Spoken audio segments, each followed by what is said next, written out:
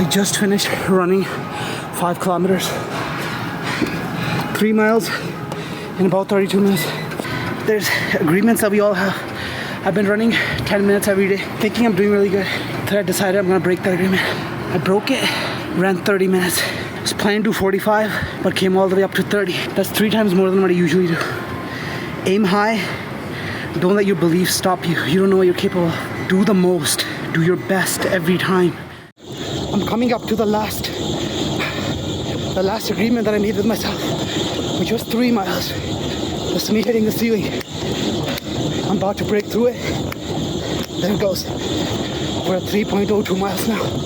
How far I can go from this point onwards determines how committed I am to breaking all these agreements. From 3 miles to 3.1 miles, I basically broke another agreement with myself. Agreement of what I'm capable of. I wanted to do a lot more. As long as I broke the agreement, and I know I did my best, I'm gonna keep breaking these agreements. The agreement that I made with myself the last time I was running at 3.1 miles is about to get broken right now, and there it is. Let's see how far I can go today. Broken by a big margin. Broken at 3.76 miles today in 41 minutes. This whole concept of beliefs that I'm talking about, and why am I saying this? Why am I talking about breaking these limiting beliefs? What am I trying to break through out of? Everything that you want to do, everything that I want to do that's new in life, that needs to be changed. Everything in my life that needs to be changed through me, because everything I have at this point in life is things that I have made myself. These things came out of the beliefs that I've had in the past. The agreements that I've had in the past with myself is why I'm in the position in life that I'm at today, given. Now, if I want other things out of life, I have to change those agreements. By running, by breaking an agreement every day, which is through running and running a little bit extra and telling myself that I'm capable of doing this, the next day I'm capable of doing more, the next time I'm capable, or the next time, it doesn't have to be every day, but the next time that I run, I'm capable of doing more. I'm breaking the agreement every time. I'm breaking the agreement of, I could only do this much. No, I'm getting into the habit of breaking those agreements, that I am willing to be uncomfortable enough so that I can break all the agreements that I have in my head. Now, if those agreements are broken in one area of life, that means those agreements can be broken in other areas of life. Fitness is one area of life where I can physically see the agreement being broken. Other areas of life where things are difficult or tough conversations that need to be had, or whenever you're going out to do a new business, there's new things that you'll need to do, things that you thought that they're uncomfortable, especially when you haven't done them before. Things that I'm trying to do at this point in my life that are uncomfortable for me, that I haven't done before. The only way I'll be able to do them and to have the faith in myself that I'll be able to do them is if I know that I am able to break my past agreements.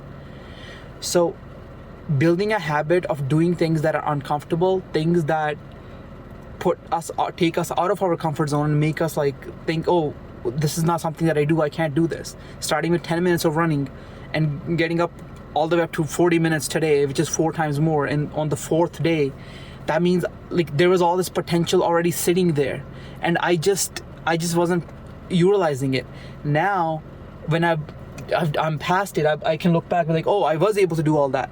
So in other aspects of life, how much potential is there that you haven't been utilizing because you're uncomfortable, because you think those aren't things for you?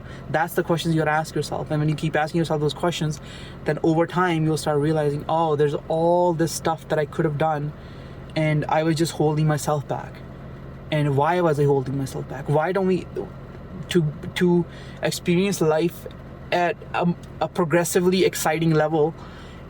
You need to keep breaking those agreements. You need to keep fighting those beliefs. And thank God for the ability of running that I have, that I can, I don't really necessarily enjoy running, but thank God for these legs that I can run, and that's a way that I can channelize my energy to break agreements with myself in one aspect of life, and then other aspects will follow. No, it doesn't matter how far they're trailing behind, I know they will follow.